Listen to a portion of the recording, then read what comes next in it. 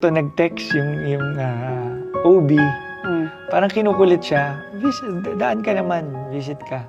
Siguro blessing din ni Lord. Naisip namin, sige, pa-second opinion tayo dun.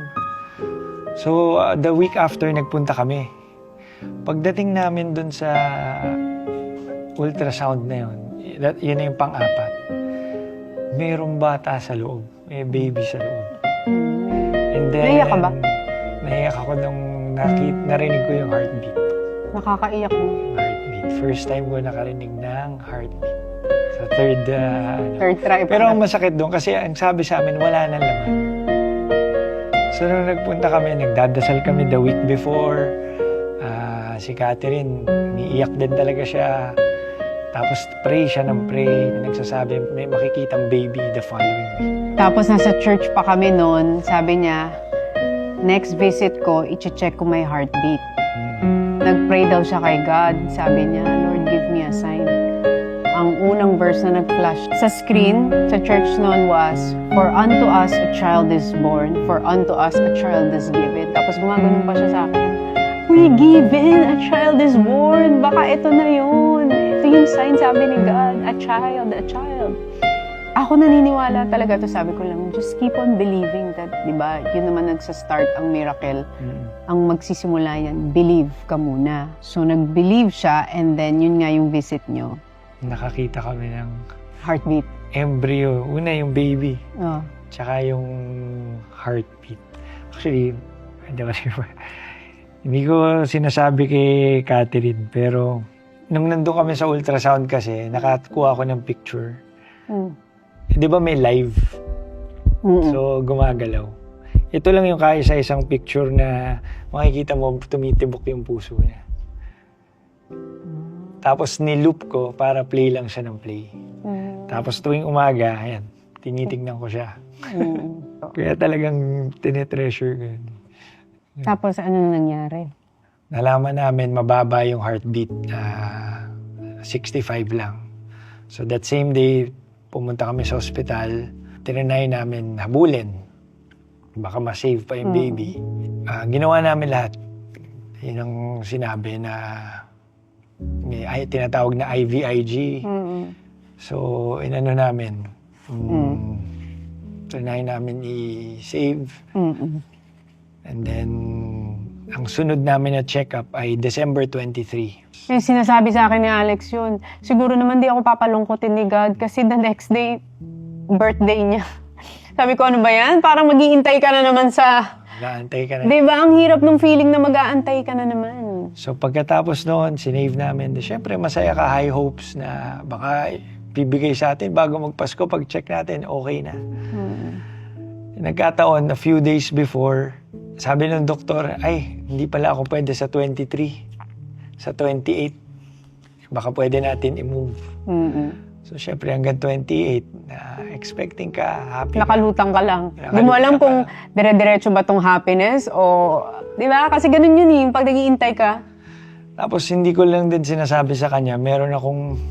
Mahilig talaga ako mag-research ng mga miracle stories tungkol sa pag ang heartbeat ba ay 65, may chance pa ba? Kasi when the heart starts beating, dapat 100 na or 100 above at a certain time. Pero nag-promise ako sa sarili ko after nun, Lord, hindi muna ako magre-research. Isusurrender ko, titiwala kami sa'yo. And si Catherine, lagi niya sinasabi, we claim it, no, na magiging okay. Pero lagi ko rin sinasabi, sabihin natin, let's surrender it.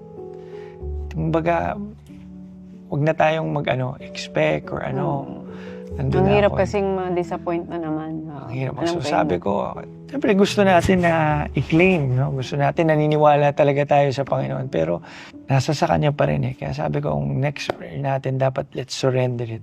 Talagang, Lord, bahala na po kayo. Itong So dumating yung December 28, hindi ko makakalimutan, magkahawa kami ng kamay. Pagpasok na gano'n, nakita na namin kagad yung embryo, yung baby, pero wala na siyang heartbeat. And yung meron bago may color. Pag may walang color, wala na siyang life talaga. So nagkatingin na kami, gumalo na lang kami. We accepted it. Si Catherine, anong sinabi sa'yo? Si Catherine yung unang ganyan, strong siya eh. Pero nung umuwi kami nung gabi, doon siya nagbe-breakdown eh. Kasi siyempre, everyday mong inaalagaan yung sarili mo, napakaalaga pa niya sa katawan. And then, diba? Anong sinabi mo sa kanya? Kasi naalala ko, yung kwento niya sa akin, nung second miscarriage or second na hindi natuloy yung pregnancy, pag ganun daw, tapos nakitang walang heartbeat, ang una mo daw ginawa is, gumano ko daw sa kanya. Kasi parang naghanap daw siya ng source of strength. Kasi parang falling apart siya, tapos biglang pagtingin daw niya sa'yo, ang ginawa mo daw is, okay lang. Okay lang. Kasi minsan sinisisi niya yung Sarili niya. Oo. Tapos hindi ko makakalimutan okay na, wala na nga. Ito sabi ng doktor, kailangan na niyang uminom ng para mag-bleed siya. Nung umuwi kami, kakabili lang ng gamot. Tinatanong niya sa akin kung may chance pa ba bago inumin. Anong sinabi mo? Wala na. Yun talaga yung kinaawa ko sa kanya. Kasi bago niya tinatanong niya kung baka meron pa bang chance eh. Paano mo sinabi? Naghahanap siya ng truth sa'yo? Sa'yo siya naghanap ng... Doon ako medyo talaga. Hirap sabihin pero wala. Ginanon mo na? Sinabi ko wala na. Naaral na natin. Sinabi na rin. Meron ng findings. Tsaka niya inunom? Nung tsaka na siya nag-start. Naawa ko sa kanya nung i-DNC na siya o yung RASPA, di ba? Nandun siya sa operating or delivery room. So, lalagyan pa lang siya na anesthesia, nandun siya. Paglingon niya ganun, yung katabi niya, mami, tapos kalalabas lang ng baby. So, pumasok ako dun sa, tinawag ako ng nurse. Sabi sa akin, kita ko siya, nakabalot. Sabi ko, nilagyan na ba siya ng anesthesia? Binalot niya yung sarili niya. Yung pala, umiiyak siya kasi ang katabi niya, may baby shot, aalisin. So, iba talaga yung